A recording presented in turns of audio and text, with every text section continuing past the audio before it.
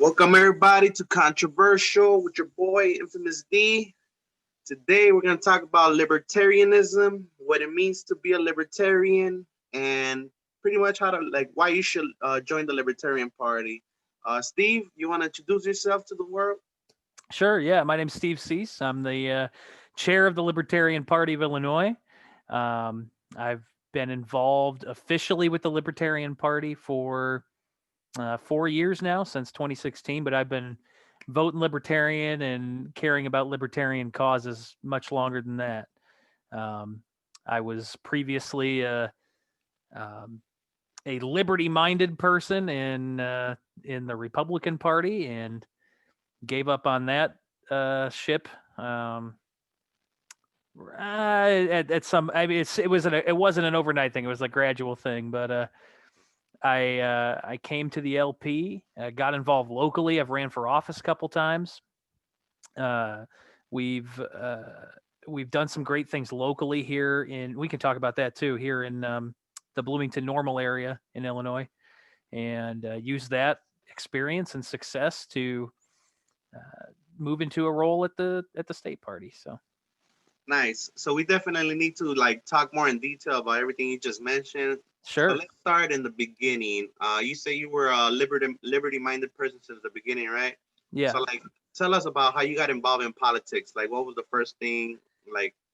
Tell us about that experience. Sure. Well, I'm a media professional in my career, so I'm a media educator full time, and then I also have a side hustle doing a radio show here in Bloomington. So covering news and political events kind of got me more into the realm of politics. So I kind of come to politics from a media standpoint and from a marketing kind of standpoint, less from a politically philosophical standpoint. Although I've learned a lot about that stuff since I really started getting involved in the Libertarian Party. I feel like that's an initiation. Like you have to start learning about different philosophies and authors and stuff like that once you first get in. But so that's how I got involved. I mean, from since I was a young kid, my dad was interested in politics, and he would introduce us to it. He was mayor of a small town in Illinois at one point, and he kind of put that that sense of civic duty into us when we were kids, and I learned as I went on about politics, about how things work, and all that good stuff. And I don't know. It didn't. I never really thought I was going to get involved in politics or run for office. It was just something that I cared about, but didn't care enough about to really do a whole lot. But then, what really pushed me to get actually involved in stuff was the 2016 presidential election. I didn't really care for either of the two big choices. And more so than that, I really hated, and it continued this year, I hated how negative everything had gotten. I hated the way people were treating each other. And I hated the way that no one was listening. They were just yelling. And I decided that I wasn't going to fix it sitting on my ass. So I got involved politically that summer, and once you get involved in the LP and people find out that you're useful and you can do things, you start getting signed up to do things. So it's been basically just adding more and more since then. I've ran for office twice, once for township trustee, and that was it was basically just a paper ballot situation. Our county chair at the time, Bennett Morris, wanted folks to just be on the ballot so people saw that libertarians were there. Didn't really campaign too much, didn't do a whole lot. The second time when I ran for county board, I did campaign. I did a little bit of fundraising and stuff like that. It wasn't to the scale that, the Democrats and Republicans were doing, but I filled out surveys. I actually got endorsed by the Chamber of Commerce. You know, I did a debate, you know, that type of thing. And That's a feat in itself, getting endorsed by anybody, or especially the Chamber of Commerce. Like, what do you think made them want to endorse you? well, my county board race was a really interesting one because McLean County, where Bloomington Normal is, it's a very Republican county, but my district has been Democrat since the 60s. I mean, it's kind of like what you would call inner city Bloomington, even though a lot of folks from like Chicago wouldn't call Bloomington a city, but it's very blue. They put the blue in Bloomington here in County Board District 8. But you know, that was interesting. And, you know, traditionally the Chamber of Commerce will, you know, endorse a lot of Republicans, and every once in a while a Democrat who is willing to, you know, give into special interest business type things. And that's the part of the chamber I don't really care for. But there was a Republican running in the race too. She ran a less serious campaign than I ran as a Libertarian, and I think the chamber saw that, and you know, they read my essay that I had to submit to be under consideration, and basically the essay said they were talking about economic development, and my essay was essentially, we need to not give corporate welfare special interests given to those. So we don't need to give, you know, special tax incentives to businesses that are coming in that the regular businesses won't. We need to lower taxes overall to make the overall business climate successful, not just to bring in new businesses, but to help the businesses that are already here. And I think that there weren't a whole lot of people saying that at the time. It was a lot of, we need to do absolutely nothing, or we need to, you know, court these new businesses to come in with these special tax incentives. And at the same time, that kind of gives, you know, people who have owned businesses here for years the short end of the stick, because they're not going to see, you're basically paying for their competition to move into town. So Yeah, it seems like that, to be honest, and I feel like now I kind of understand why they endorse you, because they see foreign investment as a threat in a way, not only to their local economy but to the world economy itself. Like if you notice, like when like if it almost seems like all these taxes and regulations are more to keep like the local competition from becoming competition to the global competition. You know, like it's like they put them down on purpose, because they know that if they get access to more money, they're more innovative, so they're more hungry for success than the other corporations that are just sitting on their wealth and comfortable where they're at. You know, like, so I feel like that's kind of like what's going on, like when it comes to like you could say like place like what would you consider a chamber of commerce, like a union or organization? yeah, I would say that it's a business advocacy organization. Oop, we got a special guest star here. So come on, girl, come here. For those wondering what your dog's name is, what's your dog's name? Her name's Maggie. She's a Husky Saint Bernard mix, and she's very spoiled. So she gets lots of attention all the time. So she's wanting a little belly rub right now. So It kind of feels like she got attracted to the little light of the headset. yeah, probably a little bit. Yeah, for sure. I gotta get one of those. You know. And the next question I was gonna ask you was like, since you're the chair of the Libertarian Party, like right now, for anybody listening, considering to, because a lot of people are talking about joining a third party, or that it's time for a third party to emerge, you know.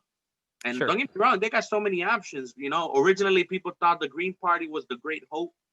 That shit went out the window, you know. The Libertarian Party, at first in the 1970s, when it first started, it was kind of like, hell yeah, this is the party of the people, you know. And then I don't know what the fuck happened, you know. It's like after 1968, it's like I feel like that's when the Democratic Party and Republican Party became complicit of keeping everybody away. Especially when when what's that dude's name? Ross Perot, whatever his name is. Oh, in the 90s. Yeah. Yeah, when he ran like in the 90s, like that shit really made them want to be like, oh hell no, they're actually a threat to us. Fuck that, let's keep them away from the ballots. Oh So no, like, yeah. Ross Perot changed the way they do presidential debates. They basically they let him into the debate, and then they spent the next 4 years blaming him for Bush's loss to Clinton in '92. And then Perot ran again in '96, and they were like, we might not let you in the debate this time. So, yeah, no, and look, there is, it makes sense that Democrats and Republicans are not going to create laws to make it easier for competition to come in and take the power away from them, right? They're not gonna write laws that take themselves out of power. So you know, I kind of have this I don't want to call it an argument or a fight, but I have this discussion with libertarians often. And there's a subsection of libertarians who are like, we need to constantly lobby Democrats and Republicans who are sitting in legislatures and Congress, that type of thing, to try and get libertarian policies passed. And there has been some success with that. 20 years ago, nobody would have thought that we'd have legalized cannabis or universal gay marriage. Like, these things were things that weren't in the mainstream whatsoever. So libertarians have had some success lobbying the two members of the two old parties to move toward a more libertarian society. But at the same time, when it comes to ballot access and getting them to give up the stranglehold they have on government, we just got to realize that that's a dead end, I think, as far as trying to get Democrats and Republicans to help us with it. yeah, because it seems like they obviously got their own agendas, and I feel like a lot of people see a pattern, and it looks like they got the same agenda. They just disagree on how to achieve it. Which is kind of like what every voter, how every voter feels in a way. Like I've noticed that most people that vote are not ideologues. Like probably like 60% of the voters are not ideologues. Oh yeah, The other most like people are in the middle. Yeah. yeah. So and then the other 40%, 20% are hardcore Democratic Party. The other 20% hardcore Republican Party. Like they vote blue or red no matter who. And then the other 10% supports like you could say third parties no matter what, like libertarians, greens, and I forgot the other names. The other ones, I can't remember the other names because they make noise probably, but not probably in Illinois. The Libertarian Party and the Green Party are clearly the number 3 and number 4 parties in the United States. They're the only ones that consistently get on the ballot for president in states. They're the only ones that have a group of elected individuals of any size whatsoever. There are a few other organizations out there. There's a Democratic Socialist Party. There's a Constitution Party, which is a little bit of a misnomer. I don't want to trash the Constitution Party too much because I do have friends from there, but if they actually would read their constitutions, I think they would come to different conclusions on some things. But the Libertarian Party is America's third party. Now, that doesn't mean that people who don't agree with libertarian principles at all should just join because it is the third party. But we're the only place that's gotten, in the last 2 presidential elections, a candidate in in all 50 states and DC. So, the Green Party has had some moderate success. The Libertarian Party has had a little bit more than the Green Party, but it's really hard to break through the chains of ballot access and some of the other things that the 2 old parties have used to dominate the political landscape for more than 100 years. And I feel like the Democratic Party kind of absorbed the Green Party. And it's kind of funny. Have you ever heard of this quiz online called isidewith.com? Yes. Yeah. So everybody who usually votes Democrat that I got as a friend, right? I tell them, I bet you voted for the wrong person. And they do the quiz. They're like, the fuck? They got the Green Party. Howie Hawkins. Yeah, they got Howie Hawkins as the main one. I'm like, because most people are technically side with the Green Party, but since the Democratic Party absorbed most of the ideology of the Green Party, or at least the thing most Green Party people support, like it's like that's why they think the Democratic Party is their party. I'm like, you are voting for the wrong party, to be honest. But here's what's going to happen, because this happened with Republicans and Libertarians a little bit Yeah. too. They're kind of going through the same thing the Libertarians were going through 10 years ago. 10 years ago, when the Tea Party movement was strong and everything, Libertarians were like, all right, we're going to infiltrate the Republican Party. We're going to make it libertarian. We're going to turn the Republican Party into a party of small government and personal responsibility and economic freedom and personal liberty. And it just didn't happen. They kept getting to certain points, but then when it came to some issues, the GOP establishment was just unwilling to change at all. And that's exactly what's happening right now with the Democrats, and not just the Greens, but the Democratic Socialists, kind of the further, DSA, for the more progressive wing of the Democratic Party. I mean, we saw it in the primary elections. They wanted Bernie, they right, wanted and Bernie had a great shot at winning that nomination, and all at once, all those Democrats were dropping out, and every single one of them endorsed Joe Biden. Joe Biden didn't have a chance in hell until that happened. And I feel like they say that Elizabeth Warren is the reason Bernie didn't get the nomination at the end, because she stood on purpose to kind of like, block Bernie from getting enough votes to beat Biden. Supposedly, that's what, I mean, based on my analysis, it's kind of true. Like, it was a strategy, and it's right. Oh, for sure. And say what you will about Bernie Sanders. I don't agree with his policy on most things. Maybe 15% of his platform I might agree on, and they're mostly freedom-based social issues. But at the very least, I think Bernie Sanders is genuine. I don't agree with him, but I think that he does actually want to help people, and he does want to clean up corruption in politics. That said, I think his approach to it is completely wrong. And this goes back to something you said earlier. And I have a lot of progressive friends as a younger person. I mean, it's just we have to come to terms and realize younger people just are more progressive, specifically socially. But the thing about libertarians and progressives, a lot of times we identify the exact same problems, but we come to different solutions. So whereas a progressive will find a government solution to a problem, libertarians will say, hold on a second. Government's the institution that created this problem in the first place. And now you want to try and fix it with more government. You want to try and give more power to that same government that created this problem to try and fix it. Yeah, not knowing that more government is the reason the program exactly kind of backfired. So libertarians will try and find a market solution for the same issue, and a lot of times it makes more sense. Healthcare is a great example of this. Libertarians and progressives will look at healthcare and say, yeah, healthcare is way too expensive in the United States. Well, progressives will turn around and say, okay, we need to give people, free healthcare or stipends, or dump all this money into Medicare or whatever. Libertarians will say, that's treating the symptom, not the disease. Not to make a healthcare analogy when we're talking about healthcare, but that's not treating the underlying causes of why healthcare is so expensive in the United States. To figure out why healthcare is so expensive in the United States is to really deconstruct the entire system and realize we have healthcare so screwed up here that it's almost beyond repair without scrapping it completely. I mean, there's no reason we need to go to somebody who went to college for 8 years when we have a scratchy throat.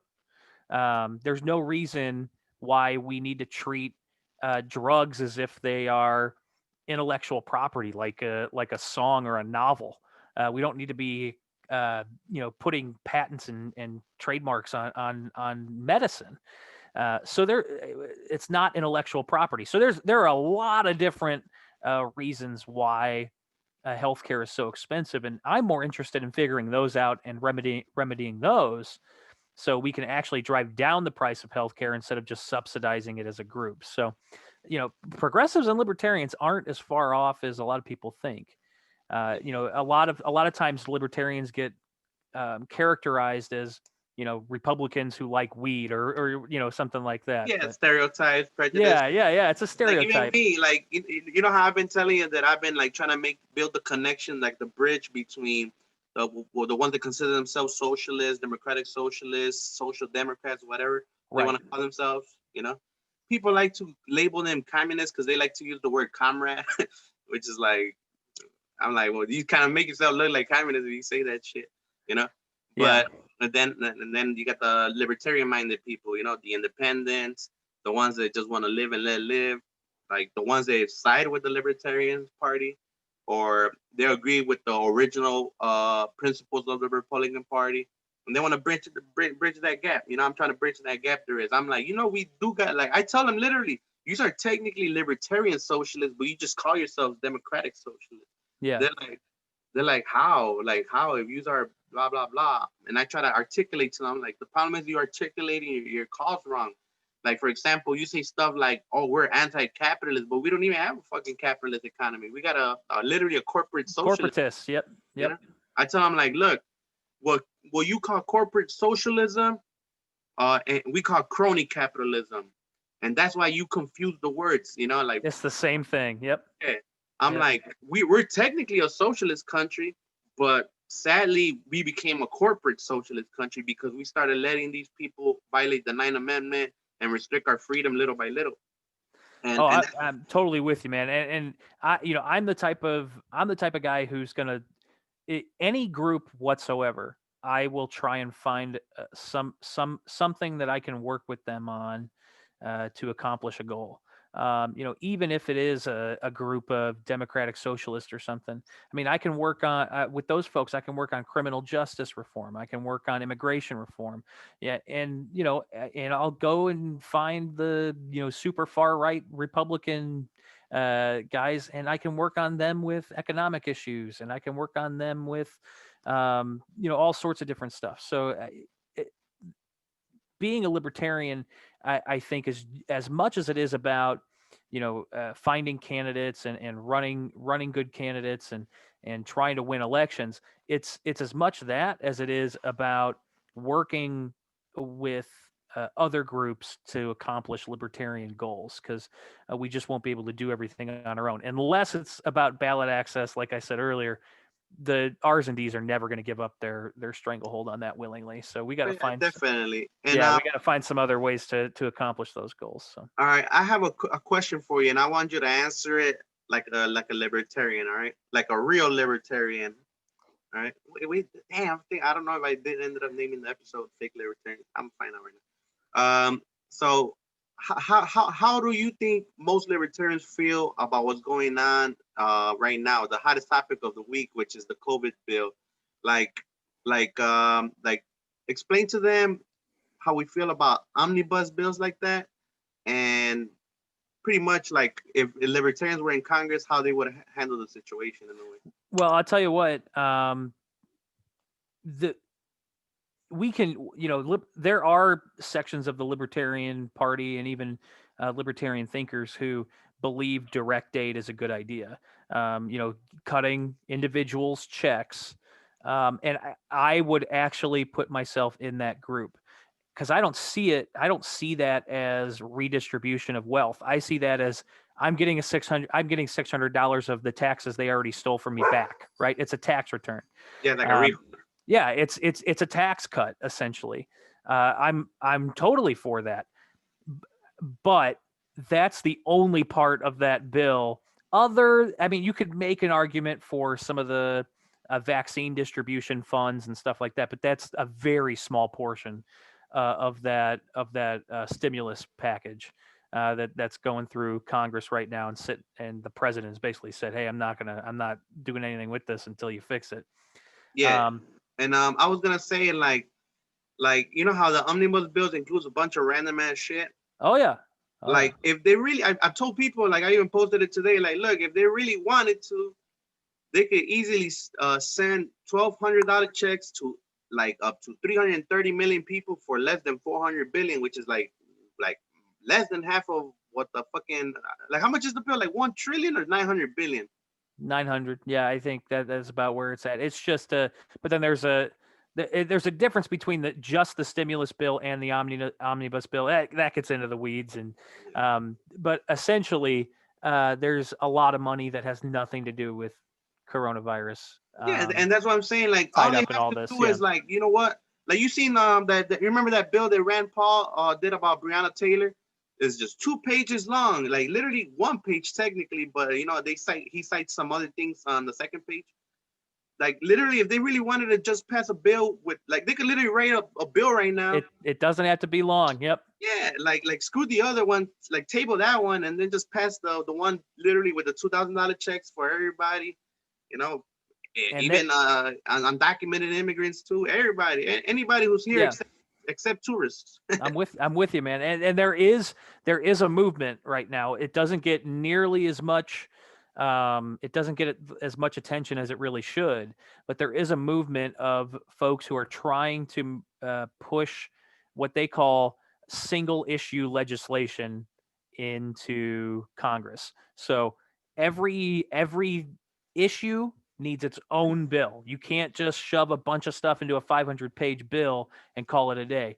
You need a separate bill for every single issue. Now, if you want to do a couple things with one issue in a bill, that's totally fine. But you're not going to get these 5,000-page monstrosities that get handed to the staff overnight. Nobody had a chance to read that bill. Yeah, like Before they what, voted on it, 5,000, nobody had a 6,000 chance. pages, and then Yeah.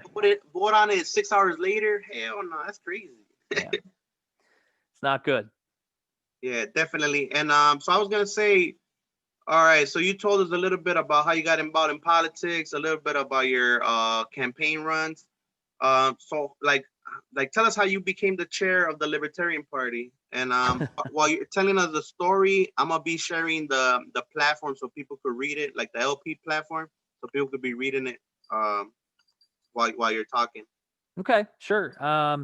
Well, it's kind of an interesting story. This summer, um, I was we were all just kind of waiting to see who was going to announce that they were interested in the position, because the chair at the time, his name was Bennett Morris, he did a great job. Was just not interested in running again. So we got through. It was about a year out from the convention, and we got through April and May and June and July, and no one had said anything yet. And finally, it was like late July, early August, somewhere in that range. And I was at a Libertarian Party of Greater Peoria meeting, and the chair over there, his name's Donnie Henry. He's the vice chair of the state party now. Yeah. And we were just sitting down, after a couple drinks at this meeting, that and we were talking about the direction that the party was going in, and things that we needed to do, and what we wanted to what we would like to see happen. And that night we basically said, all right, we'll do this, but we're only going to do it together. You're going to run as vice chair, and I'm going to run as chair, but I'm not doing it without you, and you're not doing it without me. And we said, okay, yeah, sure. And that's how that all happened. It was just a couple drinks after a regular old Libertarian Party of Peoria meeting, and we started to craft a vision, and we've seen some of that vision fulfill itself. We still have a few more things we need to do. We are, now that we're past the election and we had some ballot access success, and we had more candidates running than ever before. Now we're moving into some more administrative things, and the biggest thing that we want to tackle now is fundraising. We realize that without the budget of anywhere near the R's and D's, it's going to be significantly more difficult for us to not just get candidates elected, but recruit and attract good candidates to run. We need some more infrastructure financially, and that's something that we're gonna try and tackle as we head into this new year. But yeah, that's kind of the story of how I ended up where I am now. Okay, and like how often is the chair like chosen? Like, so for those that don't know. It's every 2 years. So my term will run until April 2022, and I was elected in April 2020. So the folks that get to select the chair are precinct committee persons of the Libertarian Party of Illinois. And if you want to be a precinct committee person, you can go to lpillinois.org and there's click on the, I think it's the About Us or Get Involved tab, and there's a little precinct committee person sign up. It gives you the info. Basically, what a precinct committee person is, they are the boots on the ground for the party. They're the people who work their precinct. They walk doors. They help candidates. They help recruit new members. They help organize. They're the foot soldiers of the political army that we have, and we're going to have a renewed focus on signing up more precinct committee people coming up here too. So Yeah, definitely. That's actually like something I believe every party should do that. Like make sure they have at least one person in every precinct. Like at least yeah, one representative. So look, before we talk more about that, I want to go over the platform with you, and I want you to like share your opinion, well, your interpretation of the platform, right? Because like it tends to be like most of us we agree on what the platform means, but I want to hear it in your words. sure. So you can like we're gonna try to convert people. I will gladly give you my thoughts on everything that's in here. It's not too long either. So All right, so we're gonna start with the first chapter, personal liberty. So it talks about self-ownership, expression and communication, privacy, personal relationships, abortion, parental rights, crime and justice, death penalty, and self-defense. Do you want to summarize what the first chapter principle means? sure. And honestly, the biggest summary for all of these would be kind of, it goes back to the non-aggression principle. For those who aren't libertarians, the non-aggression principle is basically what guides libertarian philosophy. It's basically don't hurt people, don't steal their stuff, don't commit fraud onto them. That's pretty much what the non-aggression principle says. It's a little, it can get in the weeds a little bit because then you have to define what violence is and define what fraud is and define what theft is. But and that's a more philosophical conversation. But pretty much the entire platform and the entire philosophy of libertarianism revolves around that those core principles. So when you talk about personal liberty, it's basically saying each person should have the autonomy to control themselves, their family, and their property. That's pretty much the gist of this entire first part of the platform. And it's not perfect. There are people who have issues with some parts of it. I know libertarians that have issues with almost every part of it. But at the same time, it is a nice little kind of succinct version of what we believe. And I will say, this is why I like the Libertarian Party's platform, because it's succinct and it's a pretty short read. You can get through the entire thing. If you go to the platform for the R's or D's, you're looking at books that, like that thick, and they've got specific things for every pet issue, and it gets really kind of crazy.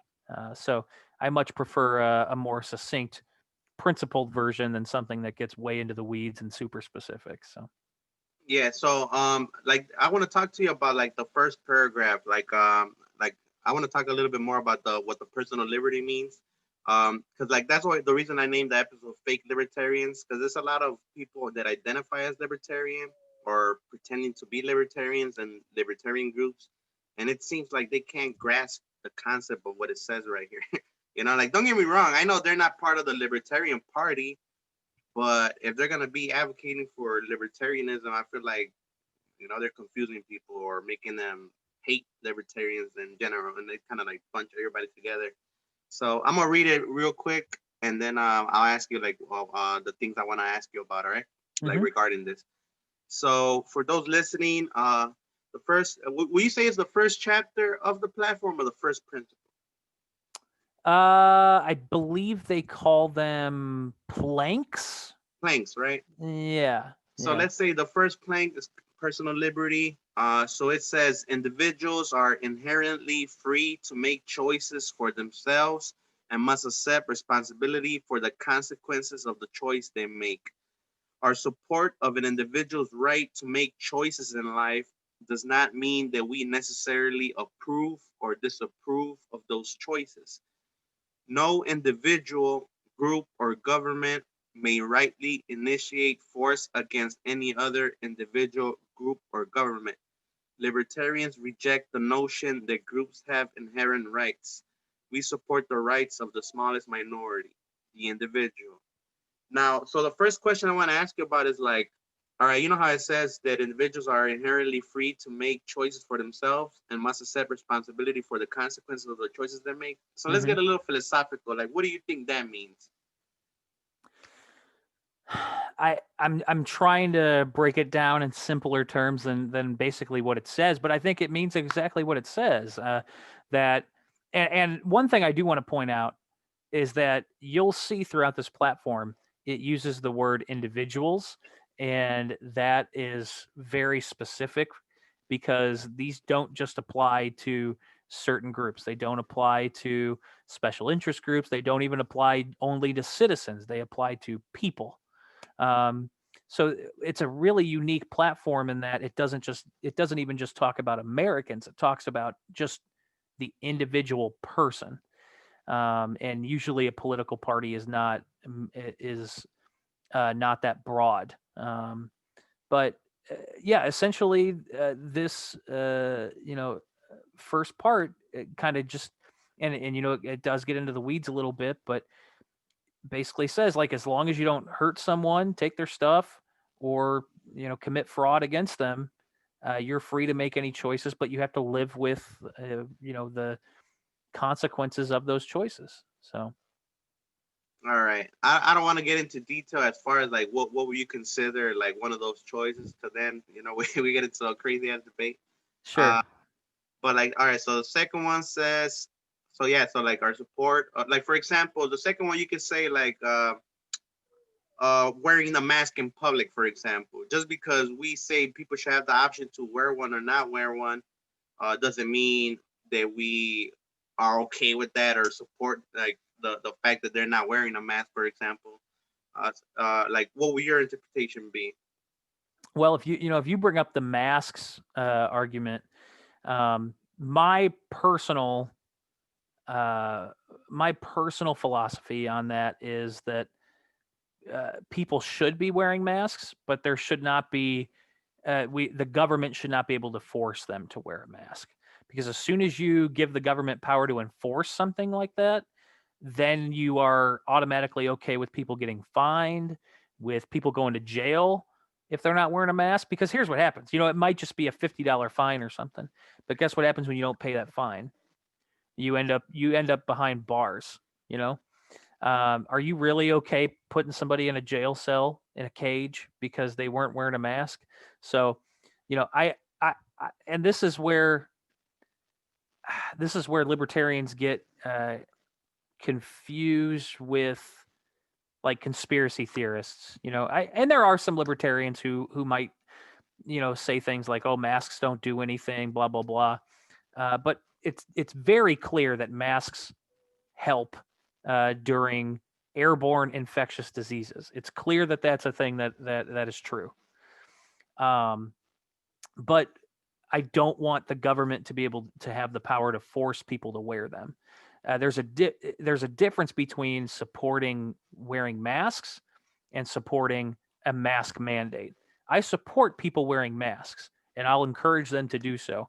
I don't support the government forcing people to wear them under any kind of legal penalty.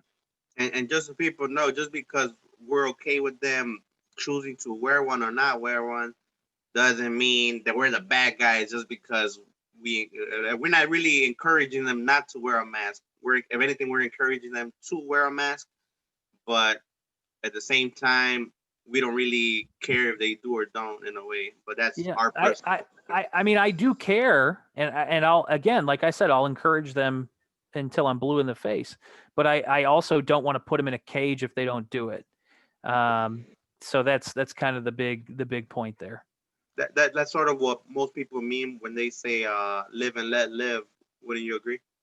Oh, for sure, yeah, and you know, I will take an educational approach to things like masks or seatbelts are a great example. You know, I support wearing seatbelts. I don't support seatbelt laws because I don't think the government should have the power. Uh, the ultimate uh, the ultimate arrogance is thinking that you know better for someone's life than they do themselves. That you can make better decisions for them than they will themselves. Everyone makes decisions in their own best interest. Now, if you get into a situation where someone has some kind of cognitive disorder and they're incapable of making decisions for themselves, or dementia or something like that, obviously that's a different type of situation. But any able-minded person will always make decisions that they believe are in their own best self-interest. And that ultimate arrogance of government is believing that you can make better choices for someone than they can on their own. Definitely. And so the next two lines are actually the most interesting ones, in my opinion. Um, so just a reminder for those that didn't I don't know if they could see it. I'm pretty sure they could read it, but I'm gonna read it again. So no individual, group, or government may rightly initiate force against any other individual, group, or government. Now, before I ask you what you think about like what like your interpretation is, I want to share an opinion, and I want to share how can I say it? Yeah, you know what? If anything, tell me your interpretation first. So here's the most important word in that sentence is initiate, because libertarians believe in self-defense. If you are the victim of force, you have the right to retaliate. Yeah. But you don't have the right to initiate force on someone without their consent. So, um, that people might read that sentence and say, well, we'll never be in a war again, and you can't think like that all the time. But they're not paying attention to that word initiate. Libertarians believe that if we're attacked by a foreign entity, yeah, hell yeah, send the army and our military, and let's Like figure it out. Settle our differences, right? Right, exactly. But when we are the initiator of those actions, or and this is something that our country has been notorious for in its entire existence, when we overcompensate for aggression that was done to us. We didn't necessarily initiate the force, but our response was so much greater than the initial force that was done unto us that all of a sudden our reaction was out of bounds in that situation. It was disproportionately caused more damage than what they caused to us. Exactly. Yes. So, yeah. So like we violated the eye for an eye principle, you could say. There you go. Yeah. And then it's like I highlighted right here, like when our country attacks another country unprovoked specifically, we must accept the responsibility for the consequences of the choices that we made as a country. So I mean, I could get into more detail about that, but I'd rather not. So yeah, look at it. So I'm gonna share my opinion about this because I feel like I've talked to a lot of people about the platform, right? And this is one of the problems they have with it. So like how a lot of people like taxing people, right? Oh yeah. But specifically, they want to tax collectives or corporations, which is the next thing we're gonna get into. But like I want to talk a little bit about this. So they say we should rephrase this, and I kind of agree with them. That how it says that no individual, group, or government may initiate force. You know, but I feel like we should remove the part where it says individual when it says against any other. Well, I mean, hold on, let me read it. Any other? Oh yeah, so we technically should remove the words group or government, like only focus on force against individuals. Like, what are your thoughts on that? So in other words, like tax corporations, but not individuals. Honestly, I think you're getting into semantics there, and I think you could use the word individual just because when you initiate force against a group, you are initiating force against a several individuals. When you are initiating force against a government, you are initiating force against several individuals. Even when you initiate force against a corporation, there are individuals who own that corporation, who are employed by that corporation. You are initiating force against individuals, even when you're initiating force against a group or a government. So, yeah, I'm happy either way, but I don't think there's any difference between the two sentences, even if you got rid of those words. Yeah, because that's what they're trying to say. Like, and like I'm telling you, I agree with it. Like, I feel like not just me, but they feel like it's an oxymoron. Like a contradiction in a way. Because that kind of I don't know if the proper word is assumes or presumes. One of the words like pretending that the group or government like how it's made up of individuals, but we're like kind of like saying that they have the same rights as individuals, which is what the next line talks about. But we'll get into that. Like, I just want to know your opinion on that. Like, but you already said that technically it's like we're attacking individuals when we attack a collective or a government. Exactly. Yeah. So I honestly, I think it's more a semantic argument, and I don't think that getting rid of the words would actually change the meaning of the sentence. Like, what if we for example, like, let's say I campaign, right? And I'm like, oh yeah, abolish individual income taxes, but tax the shit out of corporations or tax them out of existence. I don't think I'll get the party's endorsement, to be honest, if I say shit like that. Yeah, probably not. If you want to talk specifically about taxation, obviously libertarians in a true libertarian society, there would be absolutely no taxes and everything would be voluntary. Mm-hmm. That is a utopian goal. I don't see it right now as being a realistic goal. So I think a fair, I don't want to say compromise, but a fair way to look at it would be, let's just make sure everyone is treated equally. Okay? So we regardless if they're individuals or collective. Right, and we get rid of all these loopholes. We get rid of all these special taxes and special tax forgiveness programs. I mean, when you've got a family under the poverty line that's paying a quarter of their income into federal taxes, and then you've got a giant corporation paying absolutely nothing, that's not okay. At the same time, I don't think that the solution is to eliminate individual income tax and only tax businesses. So, to me, the next best thing from having no taxes is to tax everyone at the same exact rate without a 1,000-page tax code that gives all tax without deductions, credits, subsidies, breaks. Right, exactly. Yeah, because I'm arguing with people a lot, like, well, that the same credits, benefits that you enjoy are the same ones that allow them to kind of pay zero in tax. Well,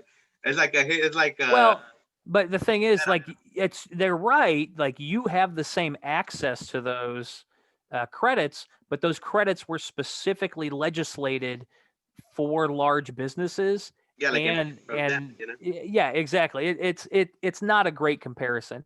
The other thing is when when the average person probably either prepares their taxes themselves or they go to a low level accountant somewhere, a tax preparer, in town to have them do it. These corporations have a team of lawyers working year round on and their taxes. manage So of every. course they're going to find every single little loophole. It's not a great comparison. The other thing I will say about taxes, and we're going on a little bit of a tangent here. And that's fine. It's Yeah. shows about controversial topic. Right, And right. random. But if you're really looking for a compromise to, well, we're not going to have zero taxes, so what are we going to do? I think moving toward a consumption tax system instead of taxing property and income is much better So than sort where of we're like at right a now. voluntary tax, for example, like the sales tax. Like a sales tax, correct. And even if you wanted to tax different products at different rates, if you wanted to tax alcohol and tobacco more than gasoline or groceries, okay, sure, that's fine. It still gives people the choice whether they're going to pay that tax or not, and Yeah, that's like why. if you really want to buy it, you'll pay a little extra for it. Right. Yeah. It goes So for the cost. yeah, exactly. What's to Yeah. send your some a poor kid to school or something, And I'm not going to sit here and say that, oh man, consumption taxes are great, but I will say that they are preferable to taxes on things like income and property. I mean, you could compare them to, for example, businesses. For example, they're charging us more than what they paid. Yeah, For they're not. They're not giving you everything at cost, right? So it's a Exactly. similar thing, It's like they're charging us like we technically don't have to pay their profit. You know what I'm saying? Like, so it's like optional. You could just say it's an added cost to the like the price, I guess. Yeah. So before we get into the last line, I want to talk about what you're talking about. So like, damn, I forgot what I was gonna ask you about. So will you support like a national sales tax? Like I'm saying like you think the party would support a national sales tax? Is it replacing income tax? Oh, So definitely. yeah. Okay. All right. I would think that the Libertarian Party would support that, or at the very least, there would be individuals in the Libertarian Party that would, to completely replace income tax, make income tax 0%, and replace it with a consumption sales tax. I think you would get Libertarians on board with that. Okay, yeah, because I was gonna say like most people might be like, no, that's like requiring us to pay stuff we're not supposed to pay. We're like, well, nobody's forcing you to pay it, but they're like, well, it's forcing the business to add on top of the price. I'm like, well, they're adding. Nobody's forcing them to add a profit. It's the same shit. Right. It's like it's an obligation in a way. Like you want to do business in our country, well, add that tax so we could be able to pay for other shit. Damn, let me see if I can remember real quick. If not, I will just move to the next line. It'll probably come back to me. All right, so the next line that I want to talk to you about is so it says libertarians reject the notion that groups have inherent rights. We support the rights of the smallest minority, the individual. I want you to define what notion and inherent means for those that don't have an idea. Well, notion is just an idea, and inherent means that they have them just by existing. And here's the reason this sentence is in here. It's because the word groups. Okay, individuals have inherent rights.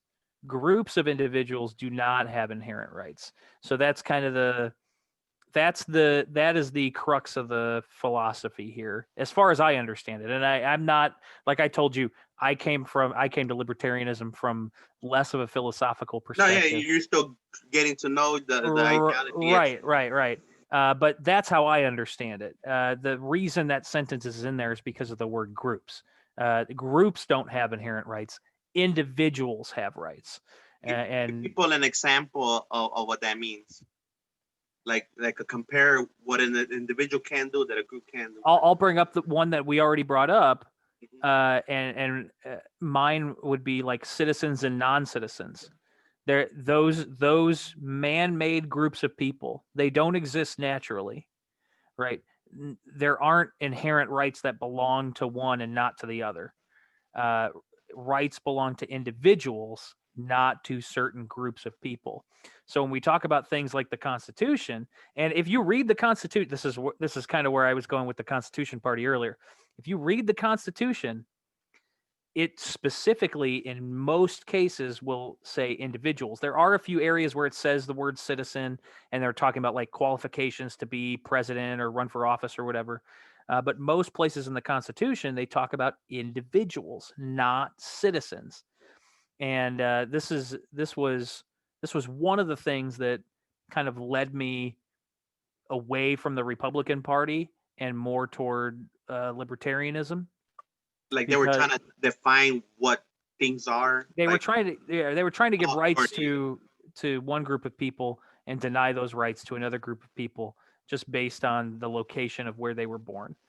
And I, I have a big problem with that. So that's it's not logically consistent to operate that way. So that is why that sentence is in there. That's why that sentence of group is in there. And I don't want to make it seem like citizens and non-citizens are the only groups that get treated differently, and it's all about immigration, because it's not. But that's one application of that principle. yeah, like I don't know if you saw the episode I did with Brian Dennehy. Like I talked about what I call the American case system. So it's like the natural born citizens, the naturalized citizens, the legal permanent residents, and then it's the ones with the visas, and then it's undocumented immigrants, and then it's convicted felons all the way at the bottom, and then animals all the way at the end. Yeah. Like animals are all the way at the end. Animals are like slaves. Oh yeah. No, they essentially they are. I mean, they're bought and sold and used as property. So Yeah, like without their consent. I try right. to like Yeah. tell people that's what you call radical libertarianism when we try to apply it to everything, every living and non-living thing. Like, hey man, I don't know if I've met any maybe I have met one libertarian who wants to try to apply the same rights to animals as human beings, but that would be like what you call an extremist libertarian. Like, come on, man, that rock didn't tell you to grab it, man. Leave that rock alone. Hell no. No, but so like I tell people like I'll always have this damn debate on libertarian groups, and if for some reason they don't understand that last line, you get me? They technically, for example, I don't know if you agree with me or not. That's why I'm asking about this. All right. yeah. So that's what we know it says. So based on your interpretation, now I'm gonna tell you my interpretation, and then tell me if you disagree or agree with it. All right. So I be arguing with them, like saying, well, like let's say you're a sole proprietorship. Technically, you're the only owner of your business, so you got the right to do however the fuck you want to do business, right? You want to Yes. poison the air. Technically, it's affecting other people's health in a way, so that might be an issue. But let's say you're not polluting anybody's air. It's just an enclosed factory that you run by yourself, or whatever business you got, a store, whatever. You get to decide what you want to pay your employees, because obviously you're the one that got only a little bit of money. You can't pay them more if you don't got that much money, so that makes sense. Now, when it comes to, like, let's say this is where things get tricky. What about like a husband and wife partnership? You know, do they got the same rights as an individual or a group? I call them collectives. Like let's say group, right? So with a partnership, do we make an exemption? Like you could get into it. Technically, it says that even partnerships, regardless of their husband and wife, as long as there's more than one person, they technically don't have the same rights as the individual. Correct. Like I like to debate with them. You know how a lot of people want a living wage, like they like, oh yeah, 15 an hour. I'm like, go ahead and do that shit to anybody else except sole proprietorships. Like in other words, if it's only one individual business, leave them alone, make them exempt. Charge everybody else 15 an hour if you want. Who cares? Fuck them. But let individuals do their own thing. Like let them negotiate their price, let them schedule employees. because the only loophole that employers have, just in case they don't know, is to hire people as an independent contractor, like the way I'm hired. Like I get to decide when I want to work and what days, you know. Like technically, even if my boss like he's not legally able to schedule me, but if I consent to it, then it's okay, you know. Right. But like, let's say he scheduled me for the weekend, and next thing you know, some plans came up last minute. Like, oh shit, you know what I'm saying? I get to meet the president on the weekend, you know? I gotta do this fuck work, you know? He'll be like, oh, well, if you miss work, you're fired. I'm like, you can't technically fire me. I'm not your employee, you know? Like, But he could choose to terminate the relationship yeah, the with your contract. sole proprietorship. Yeah. So depending So on the terms of the contract. Yeah. yeah, it will terminate the contract, you know, and whatever the dismissal policy is, then we'll go move forward like that. So like, and I tell them like, well, by law, if I don't want to go to work, I don't have to go to work, but you do got the right to terminate me. You Right. know? Yeah, and you probably won't have work very long after that. Yeah. and that's what I tell them. So I'm like, so we might as well be on the same page where I let you know at least a week or two in advance. And if I tell you I'm not working, it's not up to you to decide, oh well, it's okay. You let me know in advance. Like it has to be like that. I tell them like otherwise it's conditional employment, and I don't want to be conditional employment. You know, I might as well consider me your employee and give me benefits. You know? Yeah, yeah. But like that, like that's an example I'm telling you, like for example, the minimum wage, you know, everybody wants $15 an hour. I think technically they should be demanding more than that, but that's my opinion. But I tell everybody, look, when you apply for a job, it clearly says desired salary. And then based on your resume and based on your knowledge and expertise during the interview, they'll kind of like come to the conclusion, like, you know what, he knows his shit. He knows what the hell he's doing. He's qualified. His skill qualifications are perfect. I think he does deserve more than what the original job offer was. And they'll do what is called a max salary cap. And usually people criticize me saying like, stuff like, well, not everybody's as lucky as you or good at negotiating. I'm like, what the fuck? And like anybody could literally negotiate. It just comes down to like put it this way, nobody's entitled to a job just because they fucking apply for it, you know? Right. So Or what do you simply think about, exist. Yeah. yeah, like if they You don't want to need- pay you, you what need- you think you're worth, fucking move on. It's up to the individual to make their labor valuable to someone else. Exactly. That's what I So, tell them. yeah. That's what I tell them. Like, if you're not worth more than what you're trying to get paid, they don't got no right to pay you more just because you feel like it. You know what I'm saying? But what do you think about that? About that distinction that I make? That all right, you want to pass minimum wage laws, apply them to partnerships and up, but not to individuals. Like when it's only one owner, regardless if there's like that's the only problem I have with that is like, all right, like let's say 100% ownership, but you're still splitting your profits. Like, would that be considered a group, or would that still be considered just an individual? Well, even in a 50-50 partnership, or even you could go up to a corporate level where you have thousands of shareholders, right? Each of those individuals still has rights, right? It still has inherent rights. Each of those individuals still should not initiate force or have force initiated on them. So I don't think there is a big difference between the two situations that you are including. You know, if you go from the guy who runs his own food truck to McDonald's, a lot more individuals own McDonald's or have stake and ownership in McDonald's. Yeah. However, you're still initiating force on individuals when you do policy like a minimum wage or something like that. Like that's You're just doing it to multiple individuals instead of just one. Yeah, like so for example, like me, I'm in the group that disagrees with that interpretation, right? So what would you tell people like me, like to convince us that the interpretation you have is like more how can I say it?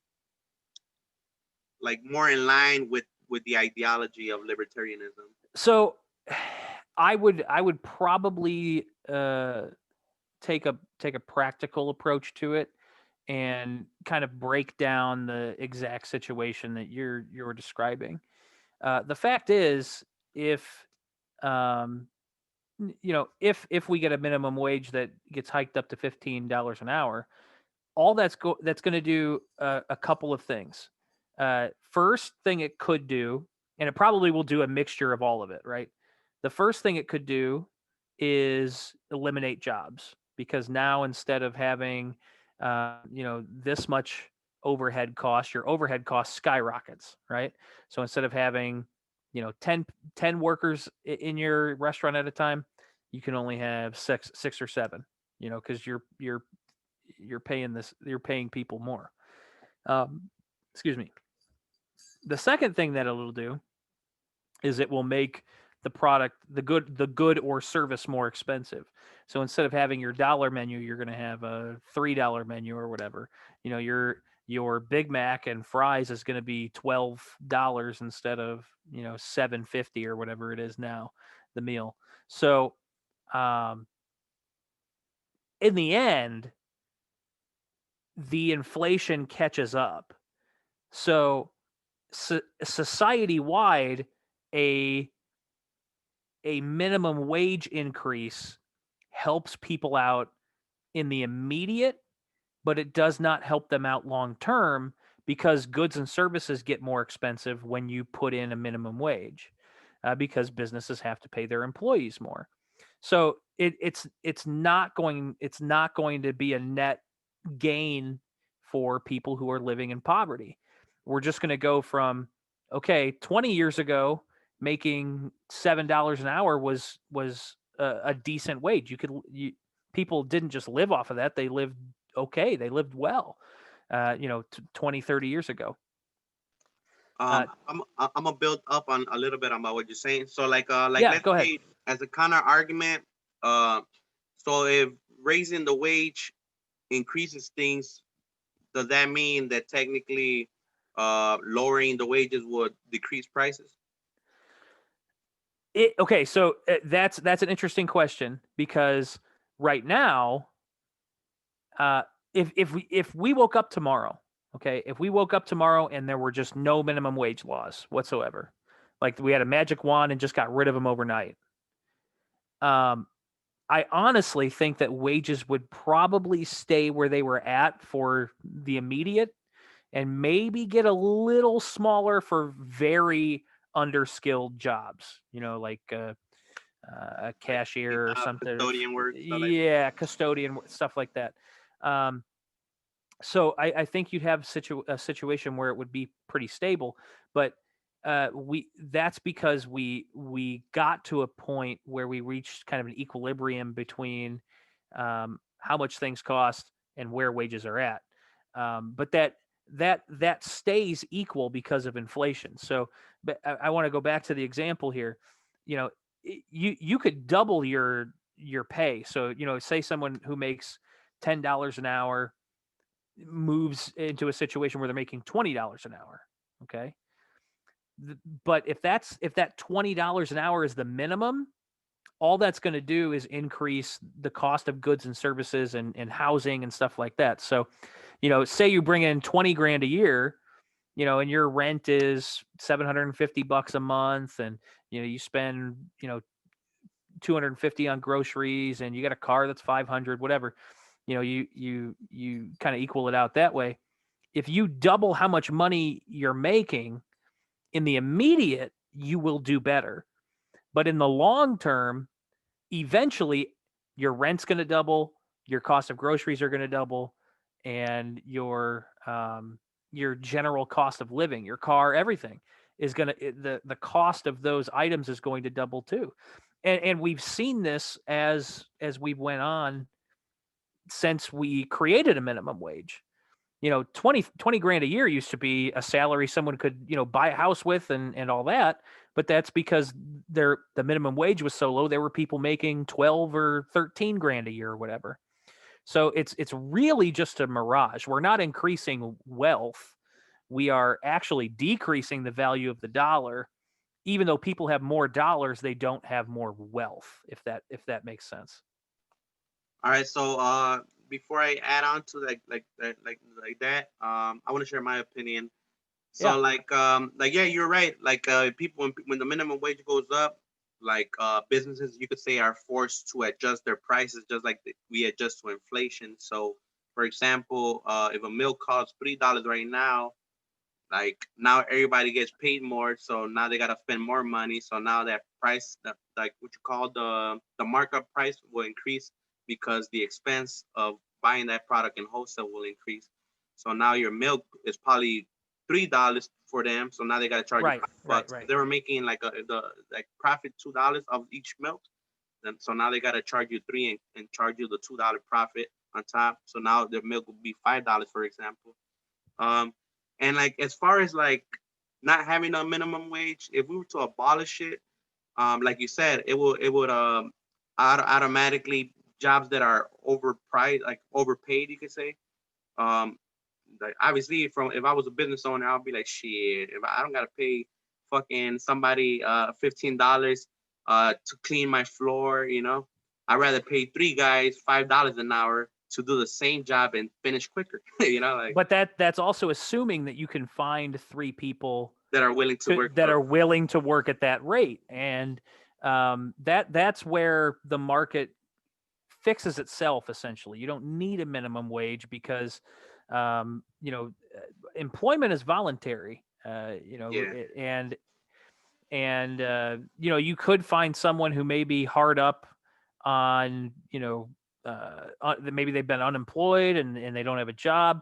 Maybe you get somebody to do a job for that cheap for a little bit of time, but they're not going to stay in that job, and then you got to go through the hiring process again, and you're taking more low skilled or unskilled workers, and eventually it makes sense as a business owner to pay someone more so you can have higher expectations for what they do. yeah, and like you said, it comes down to how we were talking about desired salaries, and like if you don't want to get paid that much, like that's what happened literally if there was no minimum wage. Like you would just find somebody who will pay you more, and that's what you could do right now if you're not comfortable with getting paid. What's the minimum wage in Illinois? $10 an hour. In Chicago is like 13.50 or $14. I think it's going up to 15 next year. Like if you're not like shit, now you're getting the 15. So like good luck finding a job though, because the problem is not that there is no jobs. The problem is that people they want to get paid more, don't have the skills required for the jobs available. Right. Like if anything, businesses want more employees. There's too many jobs that need to be filled. The problem is people lack the job training. So I think instead of demanding higher wages, people should be demanding like at least crowdfunding job training programs. Well, specifically the companies that need those workers, they should be kind of like a little cooperative where like So what. yeah, supplying some education for sure. If you're a company and you're sitting there and you have these open jobs and can't find anybody, well, be proactive and fix the problem. Invest into uh, education programs that are going to produce workers that have the skills that you need. I'm totally with you on that, man. And that's one of the things that I was meant. Oh yeah, you know what? That's what I was gonna talk about. Like regarding taxing corporations or whatever. I think that's what it was. But the point is, like how we're talking about, like how people criticize trickle down economics, which I kind of agree with them. It was a noble idea, but it's not working the way it was designed, or at least not the way they sold it to the public. Um, so like the problem is that people that are making all this wealth, and I think that's the reason socialists hate corporations or personify Amazon as Jeff Bezos, for example, and hate the rich, because they don't really like. It's like they keep all the money to themselves, and like that. How this is the thing they criticize about doing everything voluntary, crowdfunded, because they're like, well, we already technically can voluntarily crowdfund everything. The problem is people are not being generous enough to share their wealth voluntarily. So like, what do you got to say about that? They're not being generous enough because they have a quarter of their income stolen through taxes. So when you are forced to involuntarily crowdfund things, of course people are going to be less likely to voluntarily crowdfund things. You know what I mean? So people would have more disposable income if we didn't have the tax structure and rates that we had today. Here's an idea. This was a thought experiment that a friend and I had the other day. What if when you paid your taxes, what if every year, when you got your tax refund, or you got your bill from the IRS, whether you pay or get money back, on there they asked you, all right, what percentage of your taxes do you want to go to each thing? Okay. France does that. I Yeah. think I seen it in a movie by So they've got the military and education all the way down to roads, bridges, and you maybe even a little slot for other that you can write down. like give you the choice. What we call it, the tax choice theory, where you decide where you want your taxes to go to. Yeah. And then you got an idea of where they went to and how much percentage or whatever. Right. To me, even though the tax itself isn't voluntary, that's a much better system than what we're in right now, where a group of legislators that were elected, whether it's a city council, a state legislature, or a Congress, that were elected by a third of the voting age population, a fifth of the total population, that were elected by a fifth of the total population, get to decide where all that money goes. And check this out. Like I did this little survey on my blog page, right? A lot of people, look, first I'm gonna tell you about it before I show you the screen. So I got a political organization, right? Called the Revolution Party, or just Revolution Party, right? Yeah. And it's sort of like an abstract, like it's not really a political party, but it's more of a political organization. You get me? Is it like uniting different perspectives that are against the system, or Yeah, like we welcome everybody, even tyrants. Technically, I personally don't like tyrants. You could say it's like if tyranny of a majority had a party, like that's what we are. Yeah. Okay. So, like I took a note from the Libertarian Party website. You know how they got the party of principle? Yeah. So I put the party of unity. Okay. So technically, this symbol right here, I don't know, can you see it? Yeah. So we just call it the revolution symbol. So you could say the yellow circle represents libertarian, like the Libertarian Party, the blue, the Democratic Party, the red, the Republican Party, or what you call left wing, right wing. Yellow represents either anarchy or libertarian. Well, you could say liberty. It represents liberty. The purple represents authoritarian, or what we call tyranny. Green, and if you see, green is like if you combine a Democrat and a libertarian, you get a green party. If you combine the yellow with the red, you get an orange party, which is kind of funny because most of the ideologies, they use those kind of colors for that kind of reason. Right. And then the black literally represents anarchy, like no ideology, like fuck everybody, And then the white, you can't really see it, but there's actually a white, like you see. Oh, okay. Yeah, I got you. So white represents all the ideologies combined, like whatever the majority agrees with. So you know how we were talking about tolerating people that disagree with us or they got other beliefs. Then focusing on what we do agree on, and moving forward from there. Yep. Then trying to convince them to agree with us on the other things they disagree with. But I think we should probably, everybody in Congress, they should take literally be more productive and only focus on what they agree on. Like, all right, if they don't want to, like for example, with the COVID thing, there's no reason to negotiate anything. It's just, all right, just throw things in there. I forget, they call it the garbage can theory. And that's kind of like how my organization does it, right? Yeah. We just throw in ideas, and if they conflict with each other, then they're up for debate. If they don't conflict with each other, then we're like that state's law. You know what I'm saying? That becomes like the bill.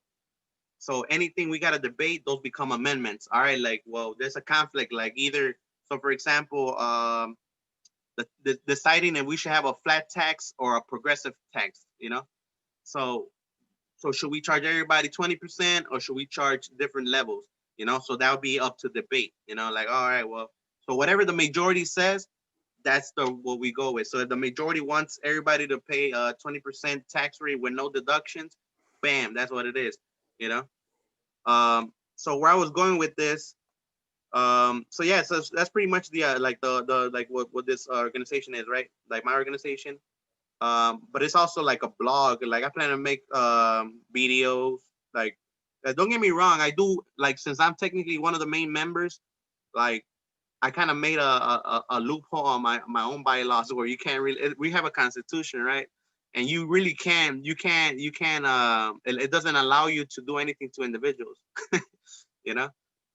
Okay. So even if 100% of the people that joined the organization wanted to change that rule, they can't. So I made sure that even though we take tyrants into consideration, they could restrict liberty, but only if they consent to it. That's the rule of thumb. Okay.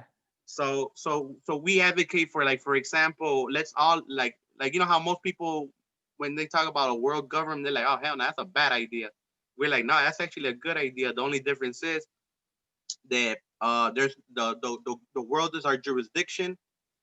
You're allowed to do whatever the hell you want with yourself and with other people, but only you're subject to that law. You get me? So for example, like, let's say people want to tax the rich. All right, we'll tax your rich, not my rich. Like not the rich that are part of my constitution. Like for example, like how right now in USA we only tax technically people that are in our country, Yeah. but it shouldn't be like that. It should be like we should if people want to get taxed, it doesn't matter where in the world they're from. You get me?